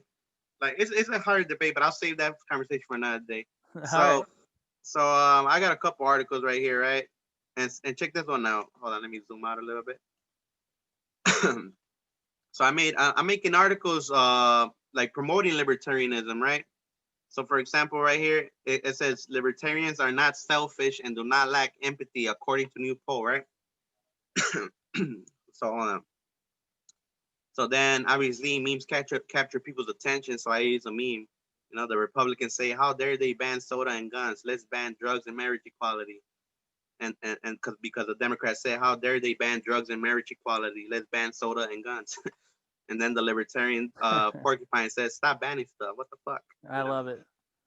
And then so I got a little reference right here. Libertarians are more racially diverse than some may realize, from the Cato Institute. And then I cite the source. So anybody that wants to check, because a lot of people like to think that libertarians are like the website says right here. Like, so it clearly says right here that bunch of white dudes. Yep. Yeah. That's the stereotype, right? So yeah, it says white and male, disproportionately white and male. But come on, look it. All Americans look like this. Compare that to self-identified libertarians. Like, it matches the population. I tell everybody, like, right. Like literally everybody, like, everything fits. There's 13% Latinos in USA, 14% Latinos that self-identify as libertarian. I'm one of them technically. If anything, you notice we do need more Black libertarians, because only 5% support us compared to the 12% of the population. Yeah. And if anything, it says there's 67% white population, but there's more 71% libertarians than that. The other group matches. It's actually 1% more, just like the Latinos 1% more. And then I don't really know what the gray area means. So whatever, that's that. And so this is the poll. Look, it says, if taxes were optional, would you voluntarily crowdfund the things we use taxes for? And like, how you were saying about what you and your buddy did. It clearly, look at what the options were: no, yes, or only if I could choose what to support. And look how many votes 100 that got. Because all libertarians, we love options, choices. That's what I'm saying. Yep. So like, to not sound like a fucking selfish asshole to people, I tell them, like, look, all we care about is people having options. Like, that doesn't mean we agree with the option they want to have. That just means we agree that they should have options. So for example, you know how right now in Chicago, CPS is trying to force teachers to go back to school just because the majority of the parents want to return to, like have their kids return to school, whatever, right? I tell them, the first part is okay. The second part is not okay.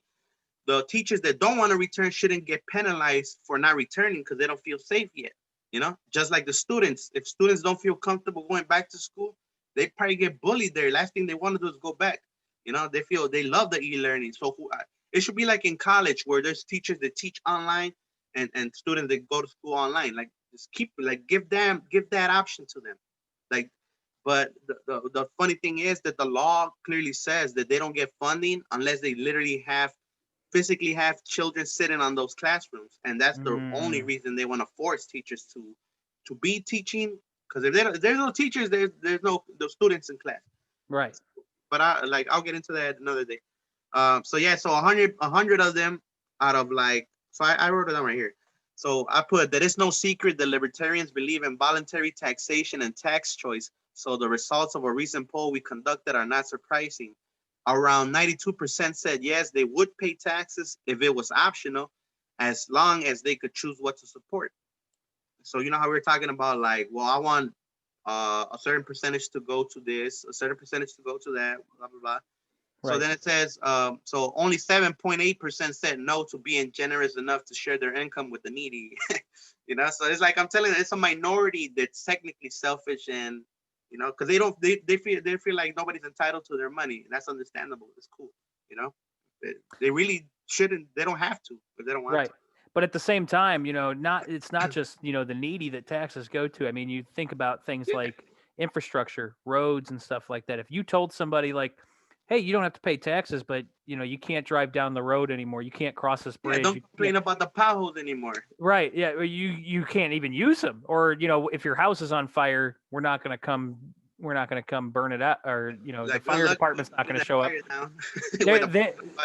Even those people who said no are going to voluntarily support those things. You know what I mean? And look at you, if you notice something right here, I posted that poll in this group called the Libertarian Party USA Unofficial, and I've noticed that like the state chapter technically, well, would you say the group that's called Libertarians of Illinois, is that an official group from the state chapter? No, that's definitely an unofficial group. That's just people that you know, get together, bounce ideas off, and there are so many people in that group at this point that it's not even a representation of our party in some situations, because there's people who show up in those groups for whatever reason. I think they're infiltrating, trying to move people away from the political ideology of the Libertarian Party. I think that's true. And I don't know why. I guess if people feel threatened by us, then we must be doing something right.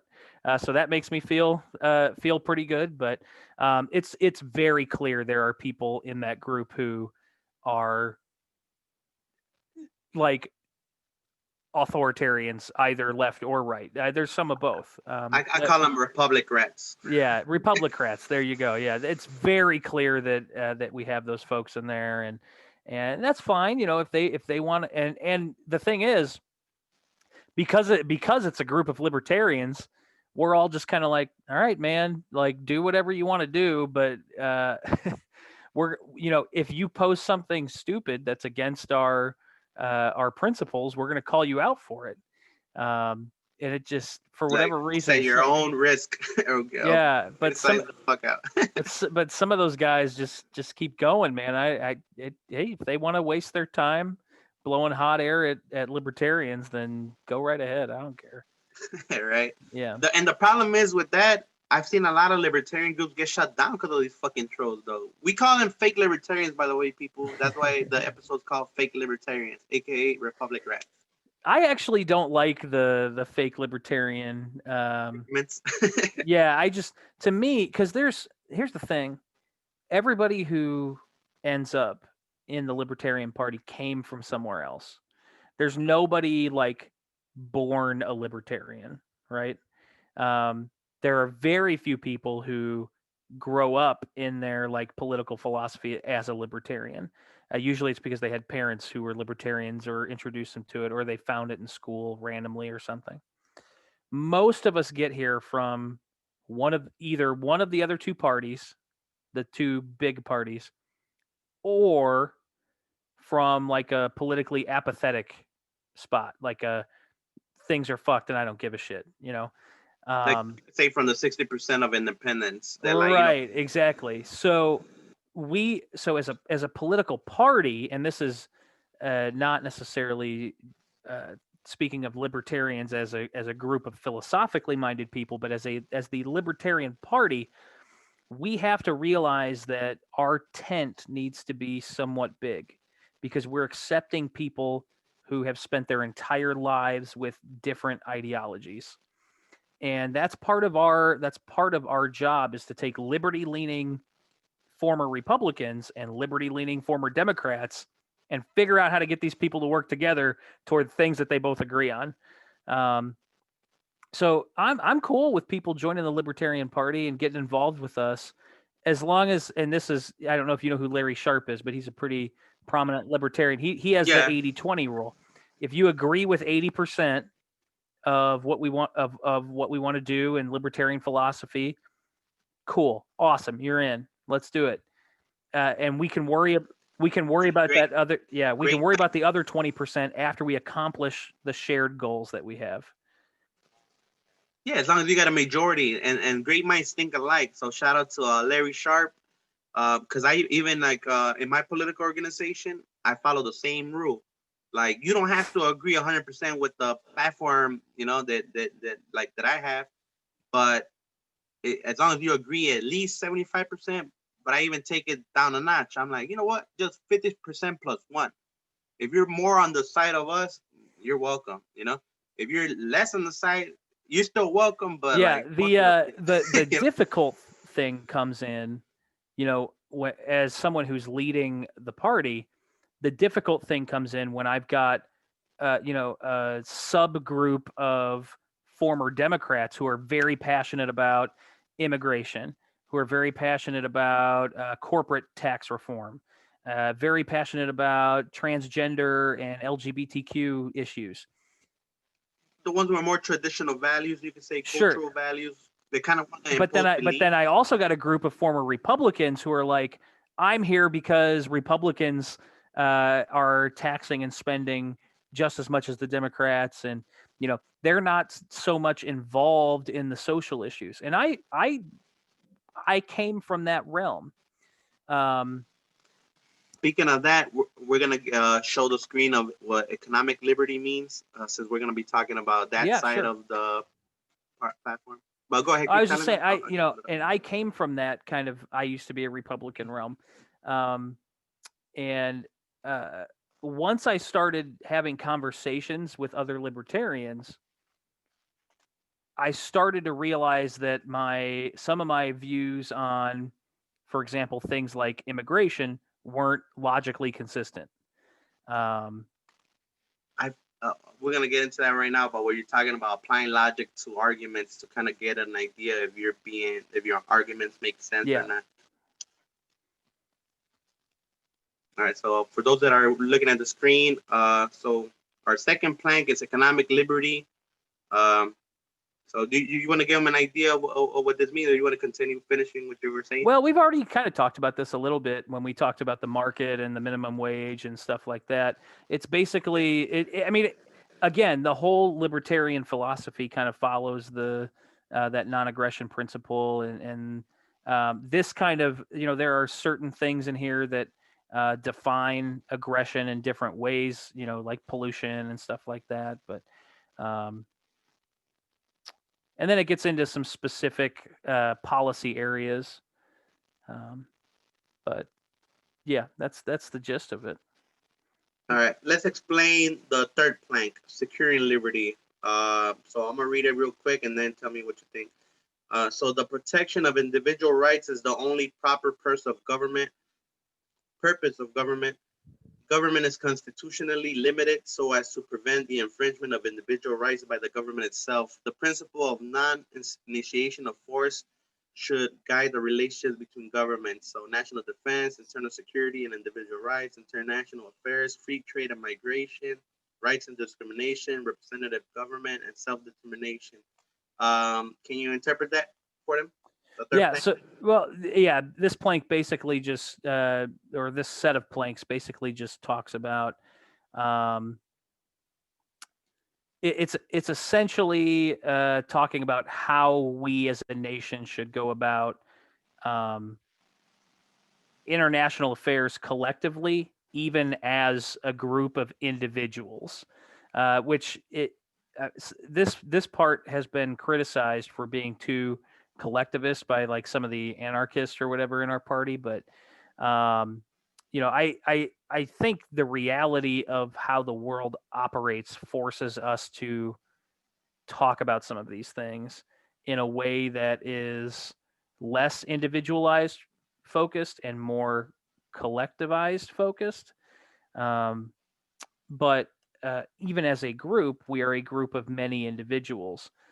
So that's essentially what this is about. I mean, it's about how we interact with different places around the world. All right, and the last, I don't know if we're gonna call it a plank, omissions, just says our silence about any other particular government law, regulation, ordinance, directive, edict, control, regulatory agency, activity, or machination. Is that how you say the word? Machination, whatever.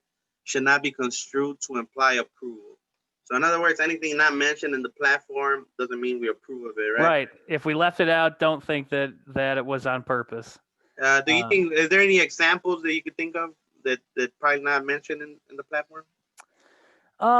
There's always a few things. Like for example, there was under the economic liberty, there was a section called sex work that was new, starting in the 2018 convention, I believe, is when we adopted that plank. So the Libertarian Party under their economic freedom basically says people should be free to earn a living and any way that they can, as long as they're not initiating force on anyone. Well, obviously, that would include things like sex work, but we didn't necessarily come out specifically in favor of sex worker rights until that 2018 convention. So, again, just because it's not there doesn't mean that we don't support it. Is basically the gist of it. And that was gonna be my New next. things come up all the time, Yeah, that was gonna be my next question, which is kind of like the opposite of omission. Like, is there a certain reason that certain things like sex work are emphasized in the platform? Like, like the opposite of omission. Like, obviously they're there because we approve of them. But like, is there any specific reason why we should like be specific about what it includes? Usually things end up in the platform because there's a group of individuals within the party who feel very strongly about a certain issue. So, you know, that's why we have planks on sex work and drug legalization and immigration and all that type of stuff. It's because just because our membership has decided this issue is important enough to our core principles that we want to specifically highlight it. That's really the only So like, kind of like thing. those are the issues we care about the most. Not for those that yeah. don't know, because like it comes down to like, how what they say about Black Lives Matter, that they think that means only Black Lives Matter. Just because the platform says that these are the issues we care about the most doesn't mean those are the only issues we care about. Exactly. Yes. Yeah. Right. Exactly. Because I be having arguments with people like, well, from what I know, libertarians don't care about that shit. I'm like, I don't know what libertarians they're hanging out with. Yeah, they need to. I'm like, you be talking to fake libertarians, I know you don't like calling them fake libertarians, but I gotta call them out.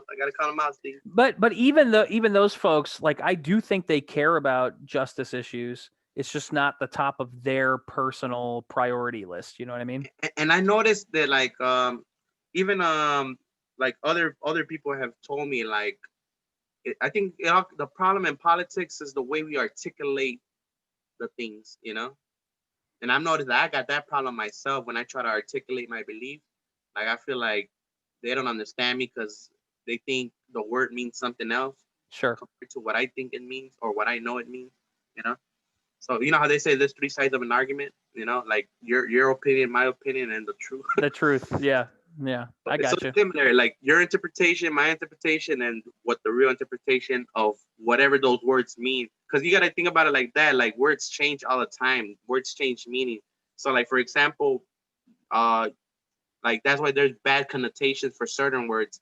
So for example, you know how we were talking about the socialists use the word anti-capitalism, and people that are pro-capitalism like to say socialism is literally the same as communism, even though it's two different things. Even Karl Marx distinguishes both. Like what the fuck? Like where do they get this notion from? You know, like what the heck? Well, yeah, and also, you know, the folks who advocate for socialism think that this is capitalism, and it's I'm like, definitely not. like Steve, like based on your knowledge, have we ever had a capitalist system at all? Like 100% capitalist? I don't think we ever had. Not 100%. It was much closer, you know, hundreds of years ago. But since regulating shit. since this country's founding, there was not a free market. You know, and even before this country's founding, in the colonies, you know, it was not a free market. That's what I tell people. Like we've never really had no. Like if anything, we should. Like that's what you call it. Like all right. So I mentioned this in a couple episodes already, right? But I'm gonna tell it to you because I want your opinion, right? Okay. So I tell everybody that Karl Marx got it wrong. According to him, capitalism comes first, according to him, and then socialism, which is what we're at right now, and then it leads to communism, right? I tell him no, it's the other way around. We start off as communism, then we become socialism, and then if we want to be progressive, we gotta go to capitalism. So like I tell him it's the opposite, you know. I'm like, because when we were anarchists, first of all, you get me? So we did whatever the fuck we want. Some of us were communists, some of us were socialists, some of us were capitalists, whatever. So anarchy comes first, and then it becomes what the original word for libertarian means, anarcho-communism, right? Where like you could say like hunters and gatherers, where we all work together as a team, but each one, you know what I'm saying, gets whatever they want, but at the same time we share it with everybody, you know? And then that creates communism itself. But obviously people are not going to be satisfied with that because we're ambitious, you know? Well, not only that, but that's all fine and dandy when there are abundant resources. But then you're limited. When you get into a situation where there's resource scarcity, all of a sudden you have people competing for the same things. So it's like that. It's like that meme, the one that says that socialism is it's perfect, you know, until you run out of other people's money. But that's an example of what I'm talking about. That they using the word socialism, but in reality they're referring to communism. You know, because in socialism you do run out of people's money eventually if you're if you're relying on taxes. You know, but as far as like, because if anything, I tell all the socialists, look, if you're a real socialist, like you see how they call us fake or real libertarians. I'm like, real socialists would want corporations or businesses in general to prosper, because the more they prosper, the more revenue you could collect in tax. You know, so they should have zero regulations, because that way they make more money. You know, like don't get me wrong, go ahead, regulate like some standards like OSHA and all that shit, but I mean that should be up to the community, not on a national level, like on a local level. You get me? Like so that's another, like that's one of the hot topics in Chicago. And I'm having a hard time convincing people that that's not the way we should do things. But I want your opinion, because I like a lot of libertarians like to divide. Well, the federal government should only do certain things, but the state government should do whatever it wants. You know, that's a very constitutional approach, because you know they'll talk about the 10th Amendment and you know, that and that's a good starting point for me.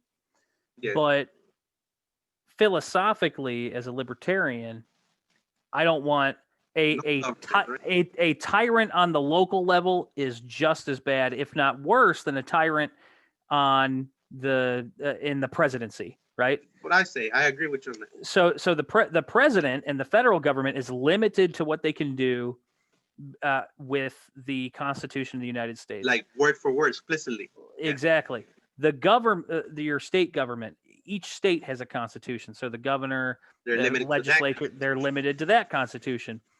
your town, your town has some municipal code, but it does not have the like limitation of powers that a constitution has. There's a difference between a town code and a constitution.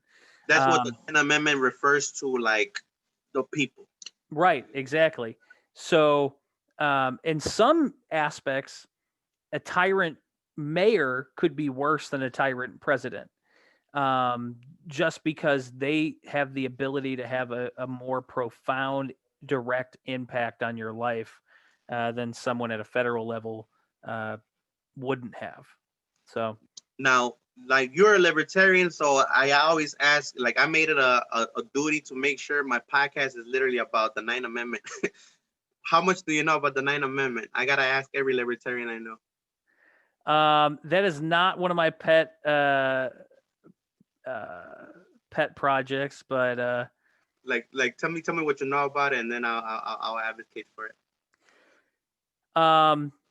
So literally, I'm losing all my libertarian credibility here. I'm literally don't worry about it. Like, cause Googling look, 9th Amendment. I'll tell you this right now, Steve. While you're Googling it, I'll tell you this right now. The majority of the fucking population overlooks the 9th Amendment. Is, in my opinion, is the most fucking important amendment in the Constitution, because it's a reminder that our it's the enumeration amendment. Yeah. So read it out loud and tell me what you think it means. Well, this isn't the exact amendment. Hold on, let me find the. Because I'll tell you this right now, a lot of people confuse it with the 10th Amendment, but it's two different things. Yeah, the 10th has to specifically do with powers to the states. Yeah. The 9th Amendment has more to do with individual rights. Okay. The 9th Amendment says the enumeration in the Constitution of certain rights shall not be construed to deny or disparage others retained by the people. So it's kind of like that last part in the platform for the LP, where just because we didn't say it doesn't mean that you don't have it, you know? Yeah. Yeah. So I tell people, like, because you know what most people think?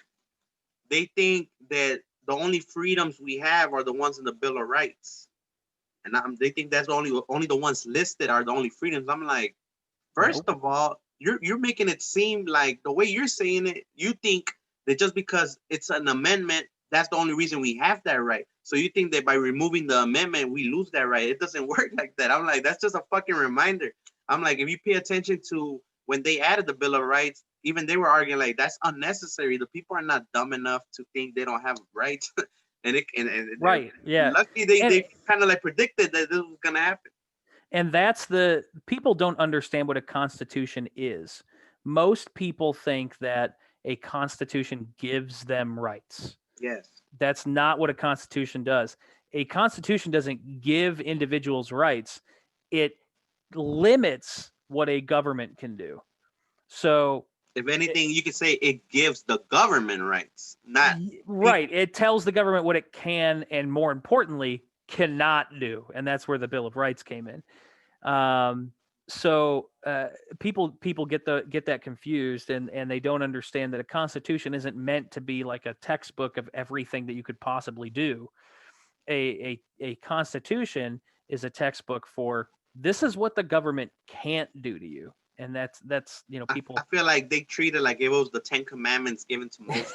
Like, thou shalt not kill, so thou can own guns. You know, like the Constitution ain't God. You know.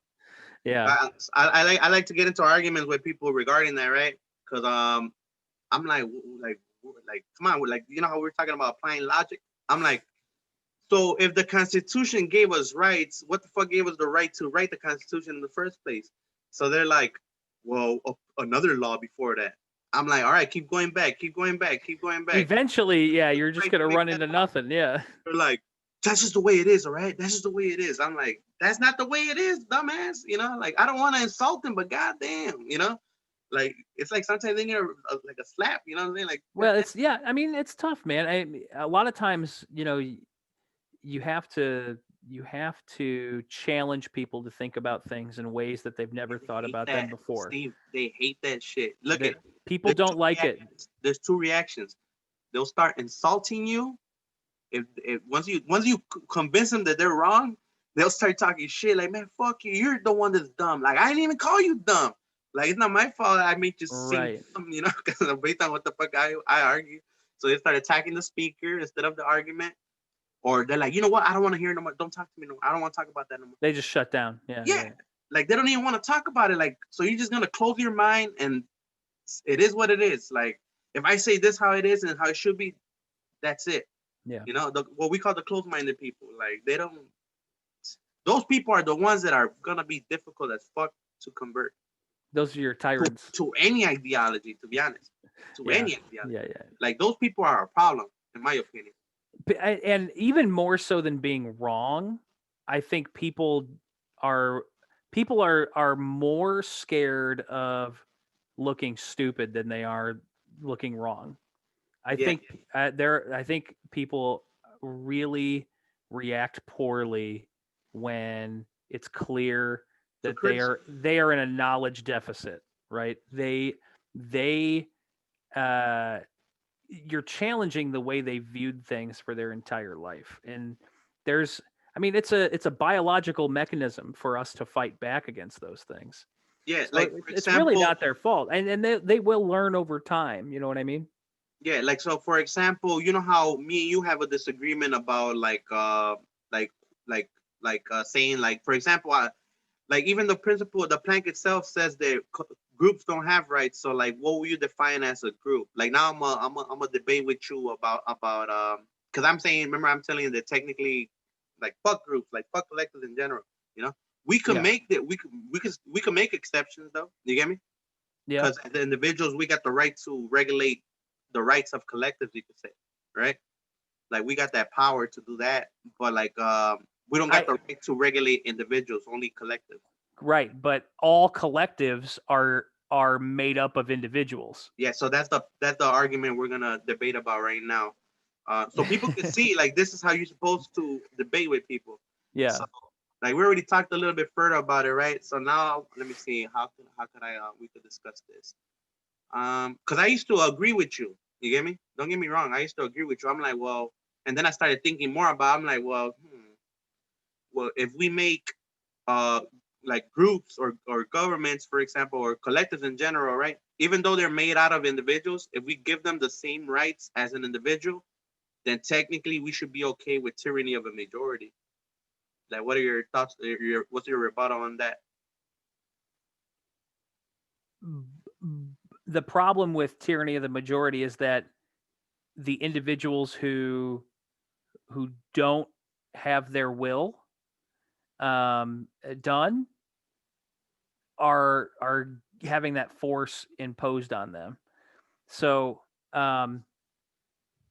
when it gets down to it, and we're talking about policy or law, this is why this is where that whole, like, idea of limited government comes in, because the only policies and laws that fall under the umbrella of a pure 100% libertarian philosophy are those that initiate force on someone else.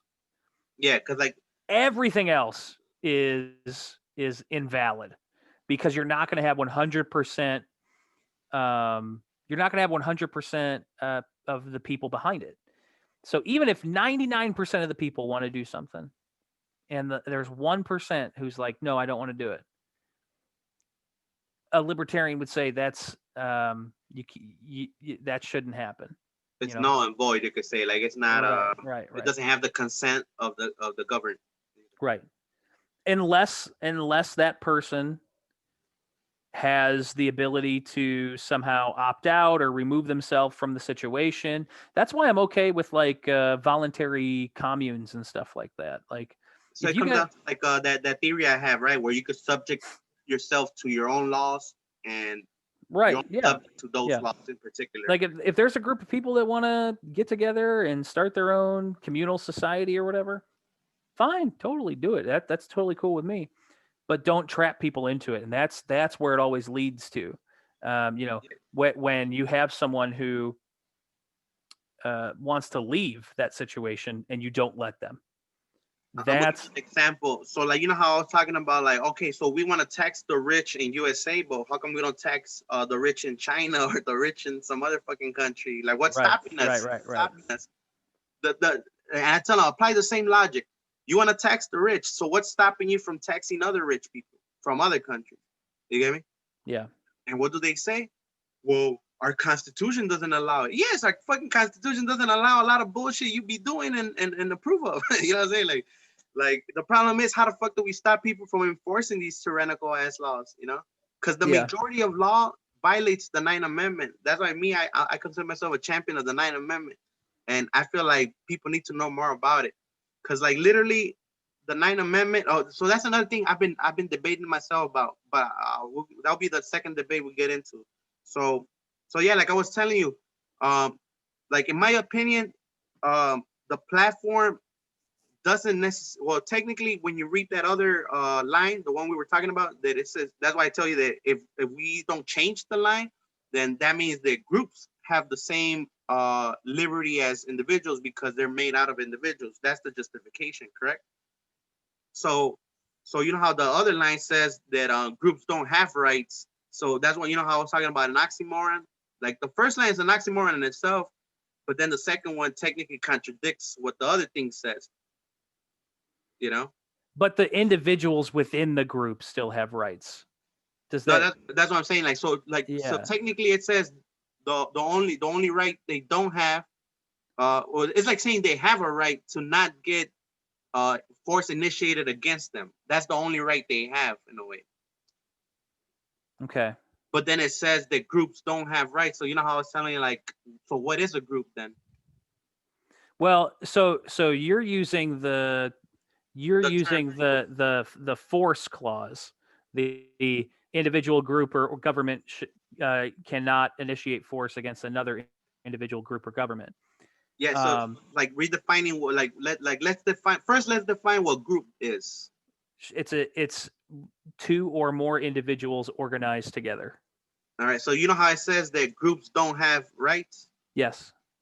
So like so that means that even if groups are made out of individuals, that technically that means that those individuals, when they're acting as a group, don't have a right. So but no. So the group, the entity of the group does not have any rights. But the individuals, while acting as a group, still have their individual rights. Yeah. Does that make sense? Yeah. Okay. So that's what I'm saying. So in other words, do we as libertarians or the Libertarian Party in general support, like, for example, the Commerce Clause where it lets people regulate business? Or like what like all right, let's pick apart the Constitution. Like from the top of your head that you could think of, like what are the flaws of the Constitution? Like how can we make it 100% libertarian? Like if we were to change the Constitution, like what parts will you take away? I would get rid of the entire thing, and it would just be that first paragraph of the libertarian platform.